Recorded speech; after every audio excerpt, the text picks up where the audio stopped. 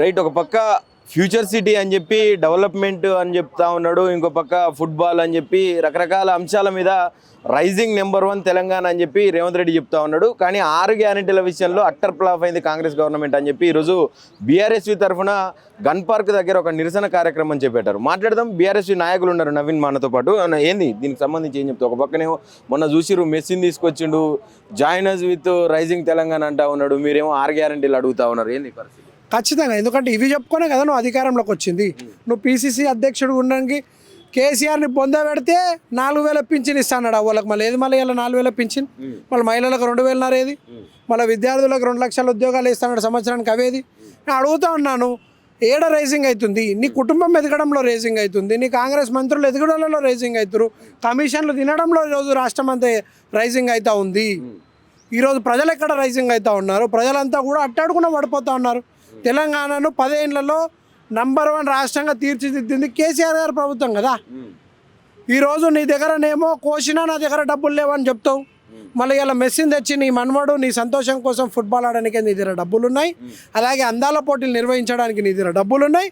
కానీ ఏదైతే గురుకుల పాఠశాలలో ఇవాళ విద్యార్థులు దాదాపు 70-80 మంది పిల్లలు అక్కడ అస్వస్థతకు గురయ్యారు, అక్కడ ఫుడ్ పాయిజన్ జరిగిందంటే కూడా దాని మీద ముఖ్యమంత్రి రివ్యూ పెట్టలేని దాఖలలో ఉంది. ఎందుకంటే నువ్వు స్వయంగా ఈ రాష్ట్రానికి విద్యాశాఖ మంత్రివి, నువ్వు రివ్యూ ఎందుకు చేయడం లేదు? ఎందుకు విద్యార్థుల సమస్య మీద మాట్లాడలేడం లేదు? ఇలా బల్మూరు వెంకట్ గారు కానివ్వండి, అలాగే అద్దంకి దయాకర్ గారు, ఇలాంటి ఎంతోమంది కదా ఈరోజు విద్యార్థులను అందరినీ కూడా ఏకం చేసి రాహుల్ గాంధీని అశోక్ నగర్ చౌరస్తాలకు తెచ్చి ఇవాళ బీఆర్ఎస్ ప్రభుత్వం మీద విషం జిల్లి మీరు అధికారంలోకి వచ్చారు. మళ్ళీ ఎక్కడ పోయిండు మీ రాహుల్ గాంధీ? రాహుల్ గాంధీకి ఏమో ఉప్పల్ స్టేడియం రావడానికి సమయం ఉంది, కానీ ఇక్కడ ఉన్న ప్రజలతో చర్చించడానికి సమయం లేదా? విద్యార్థులతో ఎందుకు ఇలా సమ్మేళనం పెడతలేరు? నేను ఈ వర్ధంతి సభ చేయడానికి కూడా ముఖ్య ఉద్దేశం ఏంటంటే ఇది మా ప్రజాపాలన అన్నారు. అధికారంలోకి రాగానే కొన్ని రోజులకే మీరు అందరిని కూడా రైతులని వాళ్ళని వీళ్ళని అందరినీ కూడా కూర్చోబెట్టుకొని ఇది ప్రజాపాలన నేరుగా ముఖ్యమంత్రి వాళ్ళతో మాట్లాడుతున్నా అన్నాడు. మళ్ళీ ఈరోజు ఎక్కడ అయ్యాడు రేవంత్ రెడ్డి గారు? ఈరోజు ప్రగతి ఇవ్వకని ముందు గడీలు పగలగొట్టి అన్నాడు నేను వారంలో 2 సార్లు అక్కడ సమయం ఇస్తాను ముఖ్యమంత్రిగా అన్నాడు. మళ్ళీ ఏది? ఇవన్నీ కూడా నిలదీయడానికే ఈరోజు మేము ఇది పెట్టుకున్నాం. వర్ధంతి సభనా? ఇది ఖచ్చితంగా వర్ధంతి. ఓ మనిషి పోతే ఎట్లాగో వర్ధంతి పెడతామో మాట కూడా అంతే విలువ. కాబట్టి నువ్వు ఇచ్చిన మాట, నీ వాగ్దానాలు, ఎందుకంటే బట్టి విక్రమార్క గారు బాండ్ పేపర్ల మీద సంతకం పెట్టి స్వయంగా దేవు మందిరాలలో వెళ్ళి ఓట్లు వేసారు కదా. ఈరోజు ఆ ఓట్లన్నీ కూడా దెబ్బపడ్డాయి. మీరు ఇచ్చిన హామీలు ఈరోజు ప్రజలంతా కూడా ప్రశ్నిస్తూ ఉన్నారు. ప్రధాన ప్రతిపక్షంగా బీఆర్ఎస్ఏ ఇది మూల సిద్ధాంతంగా తీసుకొని ప్రశ్నిస్తున్నారు. ఎందుకంటే బీజేపీ అడగాడు, వానికి దమ్ము లేదు. ఇవాళ రేవంత్ బండి సంజయ్ ఒకటే కాబట్టి ఈరోజు వాడు అడగరు. ఖచ్చితంగా ప్రధాన ప్రతిపక్షంగా బాధ్యత మాకే ఇచ్చారు. మన జూబ్లీ హిల్స్లో కూడా 70,000 పైచీలకు ఓట్లు వేసిరంటే మమ్మల్ని ప్రజలు నమ్ముతూ ఉన్నారు. సర్పంచ్ ఎన్నికల్లో కూడా ప్రధాన ప్రతిపక్షం కూడా మమ్మల్ని నమ్ముతూ ఉన్నారు. ప్రజలంతా కూడా విశ్వసిస్తూ ఉన్నారు. కేసీఆర్ గారు రావాలి, కేసీఆర్ గారు ప్రభుత్వమే మాకు శ్రీరామ రక్ష అని కూడా ఈరోజు ప్రజలంతా కూడా భావిస్తూ ఉన్నారు. ఖచ్చితంగా కేసీఆర్ గారు ఈ 19 తారీఖు బీఆర్ఎస్ భవన్లో ఎల్పీ సమావేశం పెట్టారు, కార్యాచరణ తీసుకుంటున్నారు, ప్రజల మధ్యలో కూడా రాబోతున్నారు అనే విషయాన్ని కూడా ఈరోజు మీ నుంచి ప్రజలందరికీ కూడా స్పష్టం చేస్తూ ఉన్నాం. రేవంత్ రెడ్డి ఏదైతే ఫ్యూచర్ సిటీ అంటా ఉన్నాడో, ఇటు ఫుట్బాల్కి సంబంధించి మెస్సీని తీసుకొచ్చిండో, వీటన్నిటి వల్ల తెలంగాణకు అనాపైసా ఉపయోగం లేదంటున్నారు. ఎక్కడుంది? మెస్సీ ఆడితే, ఫుట్బాల్ ఆడితే ₹1 ఆందానం చెప్పండి మీరు. రాష్ట్రానికి వచ్చే పెట్టుబడి ఏమైనా ఉందా? గతంలో కేసీఆర్ గారు వాళ్ళ మనవడిని యాదాద్రికి తీసుకుపోతే నీ మనవాడికి ఏముంది అధికారం అన్నాడు. ఇవాళ నీ మనవాడికి ఏం అధికారం ఉంది? మన మేము పిల్లల పైన మేము విమర్శ చేయదలుచుకోవడం లేదు, కానీ మేము తెలియజేస్తా ఉన్నాం, మీ వ్యాఖ్యలు మీకు గుర్తు చేస్తూ ఉన్నాం. ఈనాడు మెస్సీ రావడం వల్ల మీకు వచ్చే ఆందానం ఏముంది? నీ గ్రౌండ్లో నువ్వు ఆడడానికి 10 కోట్లు ఖర్చు పెట్టుకున్నావు. ఇవాళ ఇదంతా కార్యక్రమం చేయడానికి 100 కోట్లు గంగలో కలిపినావు. ఇవన్నీ 6 గ్యారెంటీలు అమలు చేయడానికి ఇదే చిత్తశుద్ధి చూపించు, ప్రజలంతా కూడా విశ్వసిస్తారు. తెలంగాణకు బుల్లెట్ ట్రైన్ తెస్తా, తెలంగాణను అభివృద్ధి దిశలో నడిపిస్తా అంటా ఉన్నాడు. ఇప్పుడు రైజింగ్ నెంబర్ 1లో ఉందంట తెలంగాణ. అదే నేను అంటున్నాను, ఇంటిగ్రేటెడ్ కూడా బాహుబలికి మించిన విఎఫ్ఎక్స్ రేవంత్ రెడ్డి గారి దగ్గర ఉన్నారు పనిచేసేటోళ్ళు. ఆ విఎఫ్ఎక్స్ కార్యక్రమం అంతా కూడా బ్రహ్మాండంగా ఉంది. మళ్ళీ 2 ఏళ్ళ ఒక ఇంటిగ్రేటెడ్ స్కూల్ ఏడ పునాది తీసినాం, ఏడ పూర్తి చేసినాం. ఒక్క స్కూల్ కాలేదా 119 నియోజకవర్గంలో అని కూడా నేను అడుగుతా ఉన్నాను. మన గతంలో 10 ఏళ్ళు ఉన్నప్పుడు ఇవాళ ఎర్రగడ్డల టీమ్స్ మొదలైపోయింది, అది అల్వాల్లో కూడా ప్రారంభోత్సవానికి రెడీగా ఉన్నాయి. అవన్నీ కూడా రిబ్బన్ కటింగ్ చేసి నేనే చేసిన అని చెప్పుకోవడానికి కూడా ముఖ్యమంత్రి ఇంకా ఓడు. ఇవాళ ఇన్ని ప్రాజెక్టులు, తాగునీరు, సాగునీరు కేసీఆర్ గారు ఇవన్నీ చేశారు కదా. సాగునీరుకి కేవలం 4 సంవత్సరాలలో ఈ దేశ చరిత్రలో అంత పెద్ద లిఫ్ట్ ఇరిగేషన్ ప్రాజెక్ట్ కట్టింది కేసీఆర్ గారు కాదా, కేసీఆర్ గారు ప్రభుత్వం కాదా అని కూడా నేను అడుగుతున్నా. ఒక్క ప్రాజెక్ట్ కన్నా శంకుస్థాపన చేసిండా? ఒక్క ప్రాజెక్ట్ అన్న ఆన్ గోయింగ్లో ఉందా అని కూడా నేను అడుగుతున్నా. ఇక్కడ ఎక్కడ రేసింగ్లో ఉంది? నువ్వు ఎక్కడ గ్లోబల్ సమ్మిట్ పెడుతున్నావు అని కూడా నేను ఈరోజు అడుగుతా ఉన్నాను. విద్యార్థి విభాగం నుంచి మీరు క్వశ్చన్ చేస్తూ ఉన్నారు, నిరసన చేస్తూ ఉన్నారు. ప్రజెంట్ ఆయన ఇచ్చినటువంటి 2 లక్షల ఉద్యోగాలు కావచ్చు, దానికి సంబంధించినటువంటి వాళ్ళు చెప్తున్నటువంటి మాటలు కావచ్చు, ఏంది పరిస్థితి, ఎట్లా చూస్తున్నారు? ముఖ్యమంత్రి వినగా 2 లక్షల ఉద్యోగాలు ఇస్తే నేను అదే చెప్తున్నాను, గాంధీ భవన్ ముందుకు పోయి నా ముక్కు నేలకు రాసి క్షమాపణ కోరుతాను.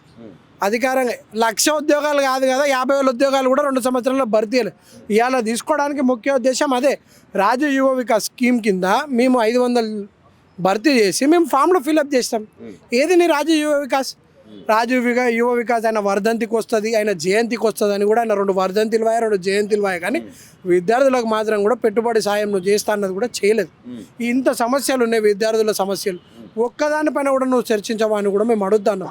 ఎందుకు విద్యాశాఖ నీ దగ్గర ఉందో, మంత్రికి అంటే అంత సమర్థమైన మంత్రులు కూడా నీ దగ్గర లేదా? నీ ఎమ్మెల్యేలకు అంత సమర్థవంతం లేదా? ఈరోజు ఎమ్మెల్యేలు వాళ్ళ విచక్షణ కోల్పోయి మాట్లాడుతూ ఉన్నారు. సర్పంచ్ ఎన్నికలలో ఓటు వేయకపోతే ట్రాక్టర్లు తెస్తామంటారు. ఇవాళ జరిగినాయి కూడా కొన్ని సంఘటనలు. ఇవన్నీ చేయాలనుకుంటే ఎంతసేపు గతంలో మేము చేయాలనుకుంటే 10 ఏళ్ళ అధికారం ఉండే కేసీఆర్ గారు. రాష్ట్రాన్ని సాధించిన వ్యక్తికి రాష్ట్ర ప్రజలంతా కూడా తన బిడ్డల్లాగా చూసుకున్నారు కాబట్టి ఓటమినైనా అదే విధంగా స్వీకరించారు, గెలుపునైనా కూడా అదే విధంగా స్వీకరించారు అనే విషయాన్ని కూడా ఈరోజు మేము తెలియజేస్తూ ఉన్నాం. ఒక లెజెండరీ ప్రొఫెసర్ అని చెప్పుకుంటూ ఉంటారు కాసిం సార్ని. మొన్న రేవంత్ రెడ్డి గారు ఓయికి వచ్చినప్పుడు రేవంత్ రెడ్డి విద్యను ప్రేమిస్తూ ఉన్నాడు, విద్యారంగాన్ని పెంచి పోషిస్తూ ఉన్నాడు, అభివృద్ధి చేస్తూ ఉన్నారు అనే రీతిలో మాట్లాడిండు. ఎట్లా చూస్తారా వ్యాఖ్యలు? మేము దానికి పూర్తిగా ఖండిస్తూ ఉన్నాం. విద్యాశాఖను ఎక్కడ ప్రేమిస్తుండే మీరు మీకు మూర్ఖులు, మీరు మూర్ఖత్వం పరాకాష్ఠకు చేరి కేవలం మీకు పదవులు రావడం వల్ల నీ కుటుంబం నీ స్వలాభం చూసుకొని అలా విద్యార్థి దమ్ముంటే మళ్ళీ నువ్వు ఆ రోజు ఏదైతే వ్యాఖ్యలు చేసినావో ఎందుకు ముఖ్యమంత్రి గడిలు కట్టుకొని వచ్చిండు ఓయుకి? ఎందుకు విద్యార్థులను అక్కడ పాల్గొనలేరు? ఎక్కడెక్కడికైనా తెచ్చుకొని ఎందుకు పెట్టుకున్నారు? నిజంగా అయినా విద్యాశాఖ మీ అంత ప్రేమ ఉంటే రమ్మనండి విద్యార్థుల దగ్గరికి, నేరుగా చర్చించమనమండి.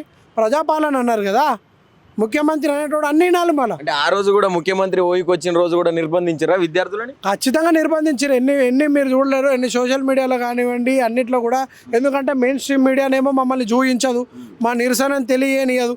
అందుకే మీ ద్వారా, మీ మాధ్యమం ద్వారా కూడా నన్న ప్రజల దగ్గరికి పోవాలి, రేవంత్ రెడ్డి యొక్క విఫలాన్ని కూడా ప్రజల ముందు అండుగట్టాలనే ఈరోజు మేము ఈ వర్ధంతి సభ కూడా పెట్టుకోవడం జరిగింది. డిసెంబర్లో వచ్చినప్పుడు అసలు ఎవరైనా నిరసనలు చేసుకోవచ్చు, ఒక పోలీసు కూడా అవసరం లేదు, ఒక్కనే వస్తా అని చెప్పిండు కదా.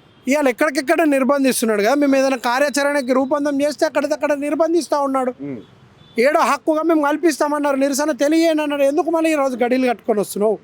నువ్వు గతంలో ఇంతకుముందు మొన్న కాకుండా అంతకుముందు ఓయి పోయినప్పుడు అన్నావు నేను వచ్చేటప్పటికి సెక్యూరిటీ లేకుండా వస్తా అన్నావు. మళ్ళీ ఎందుకు మొన్న సెక్యూరిటీని పెట్టుకొని మనం పోయాడుతుంటే విద్యార్థుల దగ్గర పోయాడుతుండే రాళ్లతో కొట్టే పరిస్థితి ఉంది ఇలా విద్యార్థులు. నిన్ను గద్దెనెక్కిచ్చారు. ఖచ్చితంగా ఈ రాష్ట్రంలో, దేశంలో ఎక్కడ కాలేదు, ఈ రాష్ట్రంలో మాత్రం అవుతుంది. నేపాల్లో చూసిరు, బంగ్లాదేశ్లో చూసిరు, ఇక్కడ శ్రీలంకలో చూసిరు, రేపు తెలంగాణలో కూడా చూడబోతున్నాం. ఫైనల్గా ఓవరాల్గా ఏం చెప్పాలనుకుంటున్నావు? ఈ నిరసన ద్వారా ప్రభుత్వానికి ఏం తెలియజేయాలనుకుంటున్నావు? రేవంత్ రెడ్డికి ఏం చెప్పాలనుకుంటున్నావు? ఈ 6 గ్యారెంటీలు అమలు చేసేదాకా కూడా సంవత్సరం ఇదే డిసెంబర్ నెలలో ఈ వర్ధంతి అనేది జరుగుతుంది. అన్నదాన కార్యక్రమాలు కూడా చేస్తాం. ఇంకా రానున్న రోజుల్లో దీనికి తద్దినం పెట్టి అన్నదాన కార్యక్రమాలు కూడా చేసి నిరసన చాలా గట్టిగా తెలియజేస్తాం. ఈ రాష్ట్ర ప్రభుత్వాన్ని కూడా తెలియజేస్తాను. Thank you.